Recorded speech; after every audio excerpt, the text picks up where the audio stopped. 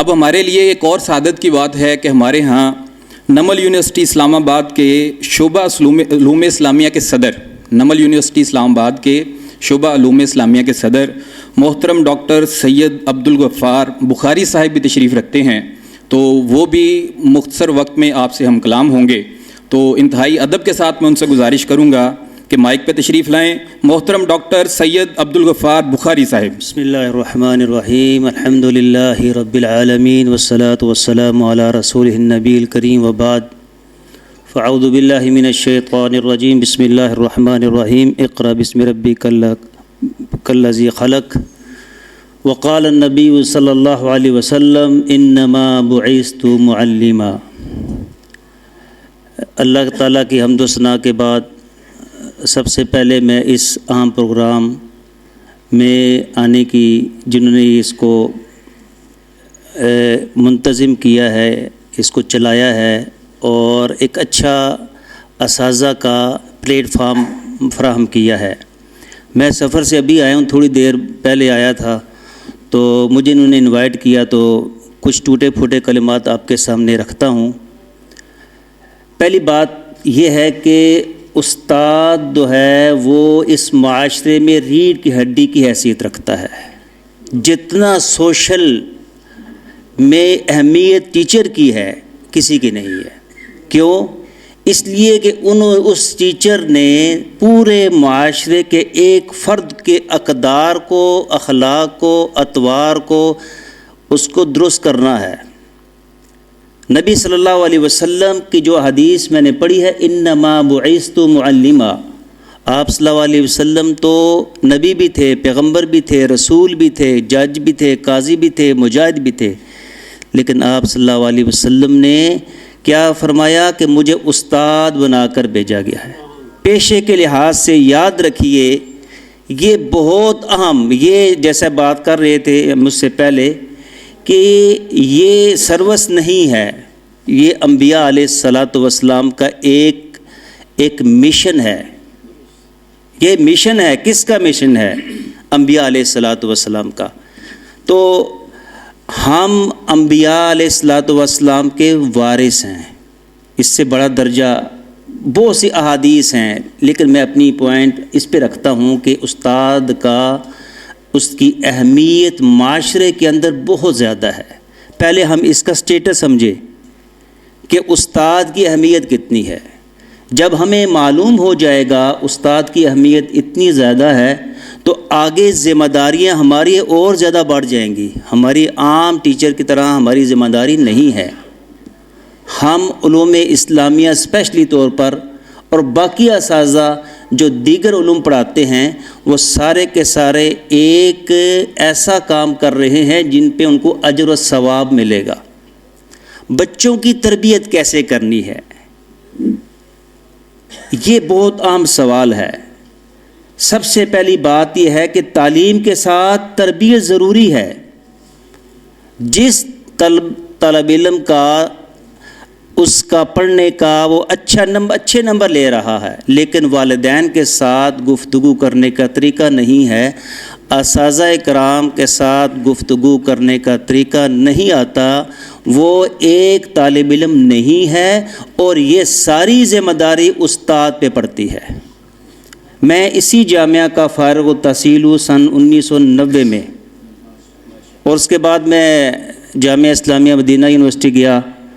واپس آنے کے بعد میں ایک یونیورسٹی کے اندر گیا، اس سے پہلے کالج میں گیا، تو میں سکول، مدرسہ، کالج اور یونیورسٹی سب میں الحمدللہ میں نے کنٹریبیوشن کیا ہے۔ اور مجھے تھوڑا سا، آپ مجھے اگر اجازت دیں تو میں یہ کہنا چاہتا ہوں کہ ہمیں تھوڑا سا اپنے مدارس کے جو خاص کا اسٹوڈنٹ ٹیچر ہیں، ان کو اس لیول پہ آنا پڑے گا۔ نیو ٹیکنالوجی، جیسے ابھی ذکر ہو رہا تھا، کمپیوٹر سکلز آپ کو آنی چاہیے۔ ٹیچنگ میتھڈ کیسے ہے؟ صرف ترجمہ اور اس کے بعد آپ اس کو قراءتاً اس کا مفہوم سمجھا دیں گے، نہیں ہے۔ تو مختلف سکلز کو آپ نے حاصل کرنا ہے، لیکن آپ کی توجہ تربیت پر زیادہ ہونی ہے۔ بچے کیسے ہیں اور تربیت کیسے ہوگی؟ جب آپ خود وقت پہ آئیں گے، جب آپ خود اب پڑھانے میں اچھے طریقے سے پڑھائیں گے، تیاری کر کے آئیں گے، تو اس لیے یہ آپ کے پوائنٹس بہت زیادہ ہے۔ آپ اپنی اہمیت کو جانتے ہوئے بچوں کی تعلیم کے ساتھ تربیت کا بھی خیال کرنا ہے۔